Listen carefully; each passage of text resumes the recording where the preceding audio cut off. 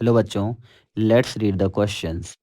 When a stimulus is applied to site on the polarized membrane, the membrane at that site becomes freely permeable to option A sodium ion, option B potassium ion, option C potassium and chloride ion, option D sodium and potassium ion. Question कह रहा है जब stimulus applied करते हैं the side of polarise membrane the axon membrane the site becomes freely permeable to. तो सबसे पहले इसके लिए की कॉन्सेप्ट समझते हैं और इसका जो की कॉन्सेप्ट है ये है इम्पल्स ट्रांसमिशंस. की कॉन्सेप्ट की कॉन्सेप्ट है इम्पल्स ट्रांसमिशन. इम्पल्स ट्रांसमिशन जो इम्पल्स ट्रांसमिशन होता है उसके लिए जो मेनली आपको नॉलेज होना चाहिए कि ये 3 स्टेजेस में होता है. सबसे पहला स्टेज को बोलते हैं पोलराइजेशन. पोलराइजेशन.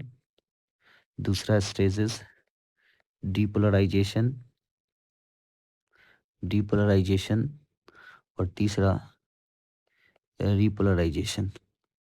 जो पोलराइजेशन स्टेज में है इसमें मेम्ब्रेन कैसा होता है, पोलराइज होता है, यानी मेम्ब्रेन के अंदर का जो चार्ज होता है वो नेगेटिवली चार्ज होता है, बाहर का पॉजिटिवली चार्ज होता है.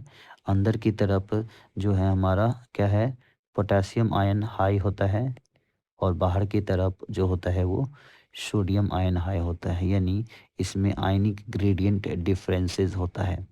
ऐसे ही आप जैसे ही इस रेस्टिंग मेम्ब्रेन पोटेंशियल में एक्शन पोटेंशियल जनरेट कर दिए.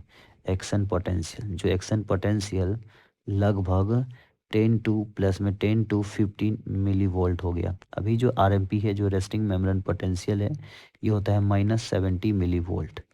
जैसे ही ये रेस्टिंग मेम्ब्रेन पोटेंशियल जनरेट हुआ, ये -70 से -70 मिली वोल्ट से +55 यानी थ्रेशोल्ड पोटेंशियल जनरेट हो गया, और जिसकी वजह से मेम्ब्रेन का जो है पोलैरिटी कैसा हो गया, चेंज हो गया. मेम्ब्रेन का पोलैरिटी कैसा हो गया, चेंज हो गया. अब अंदर की तरफ कैसा हो गया, पॉजिटिवली चार्ज हो गया और बाहर की तरफ नेगेटिव चार्ज हुआ. इसका जो मेन रीजन था मेम्ब्रेन पोलैरिटी का, मेम्ब्रेन का पोलैरिटी चेंज होने का, वो था सोडियम आयन गेट्स. जो हमारा क्या होता है, sodium sodium voltage gate channel. Sodium voltage voltage gate gate channel या वोल्टेज गेटेड चैनल. जो गेटेड चैनल्स होते हैं, गेटेड चैनल्स ओपन, वो sodium voltage gated channels open. तो बाहर वाला जो भी सोडियम था वो क्या किया, तुरंत तुरंत अंदर आना शुरू हो गया, यानी बाहर से सोडियम अब क्या हो गया, अंदर की तरफ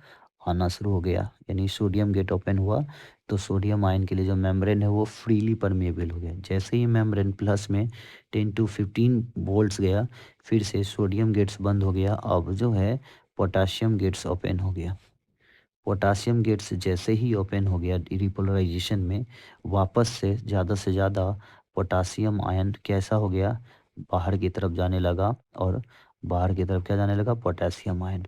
और फिर से वापस से मेम्ब्रेन का जो पोटेंशियल है वो रिपोलराइज हो गया, यानी वापस से पोलराइजेशन से रिपोलराइजेशन, यानी वापस से रेस्टिंग स्टेज में चला गया.